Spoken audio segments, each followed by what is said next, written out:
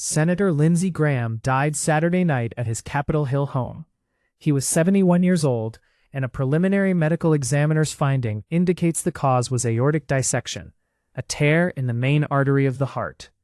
His sister, Darline Graham Nordone, will be sworn into the United States Senate this afternoon at 2:30 Eastern Time, on a day when the Senate chamber has a black velvet cloth draped over her brother's desk and a bowl of white roses sitting on top. A federal judge has ruled that Trump and his family brought a $10 billion lawsuit against the IRS in bad faith and for an improper purpose, and imposed professional penalties on Trump's own lawyers. And at 3 o'clock this afternoon in Dallas, France faces Spain in the World Cup semifinal, in a rematch of last year's European Championship final, with Kylian Mbappé nursing an ankle concern that has consumed French football's attention for 4 days. Let's take all three, because the story of his death and what it leaves behind in Washington is both genuinely moving and genuinely significant for how the Senate functions from here. Graham died on Saturday night. Emergency workers were dispatched to his Capitol Hill home. The D.C. Medical Examiner's Office issued a preliminary finding that the cause was aortic dissection due to atherosclerotic cardiovascular disease. In plain terms, a tear in the wall of the aorta, the body's largest artery, which carries blood directly from the heart. It is a medical emergency that can kill within hours of onset. Graham was 71. He had spoken with Trump by phone just hours before his death, according to Trump, who said later that Graham was one of the greatest people and senators I have ever known. The Senate reconvened Monday morning with Graham's desk as the chamber's quiet center of attention. The black velvet cloth draped over a senator's desk when they die in office is a 19th century tradition. And Monday, it was Graham's. Senate Majority Leader John Thune, in a floor tribute, said, "It's difficult to count the ways in which Lindsey's friendship made this job richer and its burdens lighter. Lindsey was as loyal as they come and a trusted advisor." The Senate chamber, even in the middle of an active war and an active legislative calendar, paused.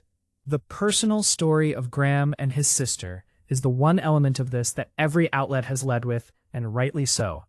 Graham's parents died when he was young, his mother of Hodgkin lymphoma when he was 20, his father of a heart attack only 15 months later, when Graham was 22. He became his sister Darline's legal guardian. She was 13. He later adopted her. In a 2015 interview during his presidential campaign, Darline said, "I don't know what I would have done without him." When Lindsey joked at campaign events that Darline would be his first lady, because he never married, she was frequently at his side. She worked with the South Carolina Vocational Rehabilitation Department and has served as commissioner of the South Carolina Commission for the Blind since 2019, specializing in services for people with visual disabilities. South Carolina Governor Henry McMaster announced Monday that Darline Graham Nordone will serve the remainder of her late brother's Senate term. The term ends in January 2027. She will be sworn in this afternoon at 2:30 p.m. Eastern. "Lindsey has always been there for me," she said at Monday's press conference in Columbia, "and now I will be there for him." Governor McMaster's tribute captured something real about how political Washington is processing this. Lindsey Graham recognized the greatness of America, the seriousness of his work, and also the value of human and lighthearted spirit. Now the political consequences, because there are real and immediate ones, and they deserve to be named clearly alongside the grief. Graham chaired the Senate Budget Committee. That committee is responsible for establishing the procedural framework for any future budget reconciliation bill, the tool Republicans have used to pass major legislation without needing Democratic votes. NPR confirmed directly that his death could still complicate action in the Senate, specifically because of his Budget Committee chairmanship, and because a third reconciliation bill is something the administration has discussed. Graham also served on the Judiciary Committee, which is currently weighing Trump's nomination of Todd Blanche for Attorney General. A committee chairmanship does not disappear automatically. It will be reassigned. But the reassignment takes time and produces its own political dynamics among senior Republican senators who may have competing priorities. Graham had just won his Republican Senate primary last month and was seeking a fifth term. Because he died after winning the primary but before the general election, South Carolina law requires a special Republican primary to determine who faces Democratic nominee Annie Andrews in November. Candidate filing opens July 21st. The primary is scheduled for August 11th. The winner of the November general election will serve a full 6-year term. Mark Lynch, who ran against Graham in the primary and lost, is confirmed as a candidate with $5 million committed. Representative Nancy Mace, who recently lost a Republican gubernatorial primary in South Carolina, is described by multiple outlets as strongly considering running. The seat is expected to remain Republican in the general election. South Carolina is deeply red, but the August primary itself could be competitive and consequential. Graham was one of Washington's most distinctive personalities.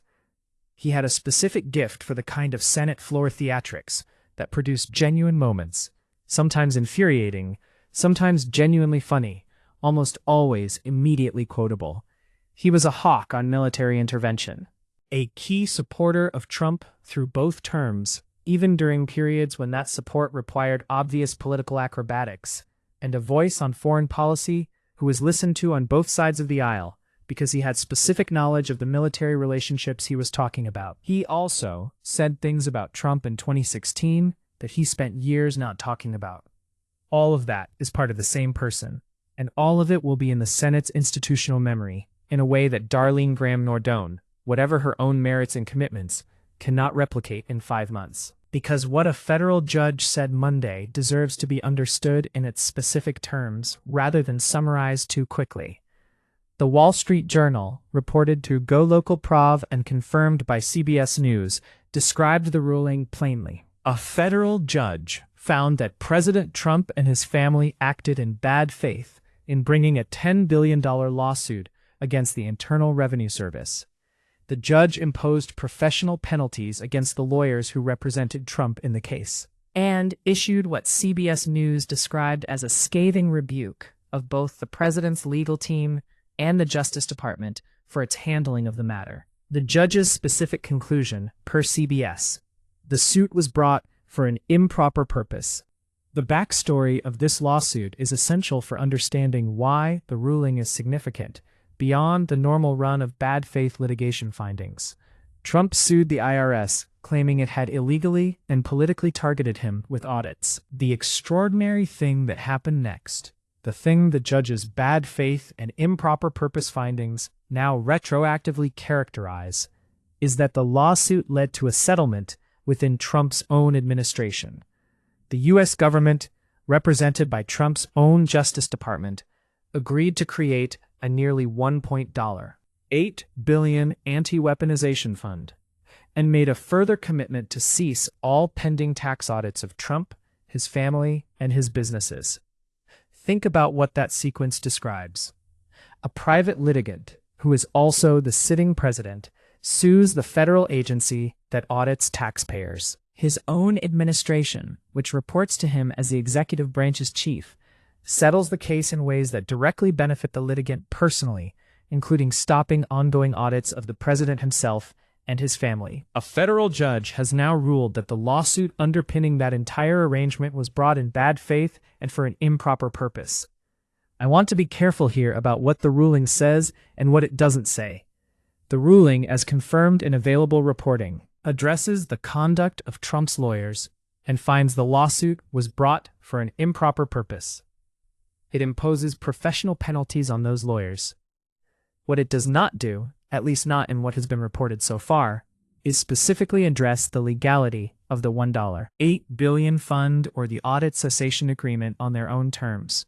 Those are separate legal questions that may or may not follow from this ruling.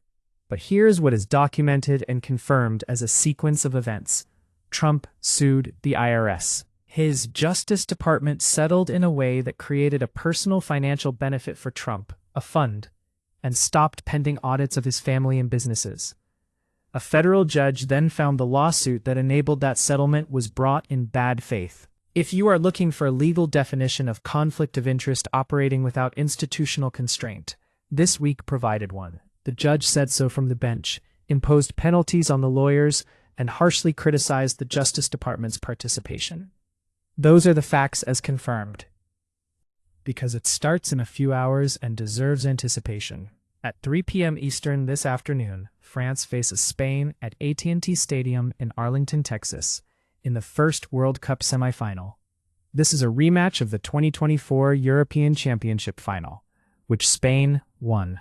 It is one of the clearest two best teams in the tournament matchups the draw could have produced, and the statistical case for that is not ambiguous. France has won all 6 of their matches at this World Cup without needing extra time, the only remaining team to have played 6 matches and not once needed additional minutes to close out. Spain eliminated Belgium in an 88-minute substitute winner from Mikel Merino, his second consecutive late match winner at this tournament, and have played some of the most technically composed football of any team here. Kylian Mbappé is the question France will not answer until kickoff. He left the quarterfinal against Morocco in the 77th minute with an ice pack on his right ankle, having scored France's opening goal and assisted the second. 4 days have passed. He has not been confirmed out. He has not been confirmed fully fit. French manager Didier Deschamps has given the press conference answers that professional managers give when they would prefer the opponent not know the full answer. Whether Mbappé starts, comes off the bench, or is absent entirely changes the tactical picture significantly. Spain's 17-year-old midfielder Lamine Yamal, who became the youngest player to score at a European Championship when he was 16 years old, has been one of the revelations of this tournament. He has been directly involved in 3 Spanish goals across their knockout run. Spain's depth and technical fluency, their ability to sustain possession and find angles through defensive blocks, is the reason they've won the last European Championship and remain favorites to add a World Cup title tonight. I won't predict a winner. What I'll say is that this match, France versus Spain, Mbappé versus Yamal, the defending European champion versus the team that beat them in last year's final, is exactly what a World Cup semifinal should be. The winner goes to the final in New Jersey on Saturday. The loser plays a third-place match. Tonight will tell you which of the 2 best remaining teams in the tournament advances. That's the purest possible version of what sport produces. 3 stories today. Lindsey Graham, 71 years old, a Senate fixture for 24 years. The man who raised his orphaned sister and later watched her walk onto a stage in Colombia to accept the appointment to finish his work, is being mourned in a chamber that has a velvet cloth on his desk and a vacancy on its budget committee that matters for legislation the administration still wants to pass. A federal judge found that a $10 billion lawsuit Trump brought against the IRS, a lawsuit that produced a $1.8 billion fund and a halt to all audits of Trump's family and businesses, was brought in bad faith and for an improper purpose, and penalized his lawyers for it. And this afternoon at 3 p.m. Eastern, France and Spain play each other for a place in the World Cup final. In a match where one country's best player may or may not be fully fit, and the other country's best player is 17 years old and showing no signs of knowing he's supposed to find this hard. Graham's death leaves a gap in Washington that goes beyond a committee chair. He was a specific kind of political figure. Flawed, inconsistent, entertaining, occasionally principled, occasionally the opposite, who occupied space in a way that nobody quite replaces. The ruling on his IRS lawsuit is the most direct judicial characterization of bad faith in the president's personal legal conduct since this administration began. And the match this afternoon is one that the sport will be talking about for a long time, regardless of which way it ends. Start it all at 3 p.m. Eastern. The velvet cloth on Graham's desk, Darline Graham Nordone being sworn in at 2:30, and the coin flip at the center circle in Dallas, America in July 2026.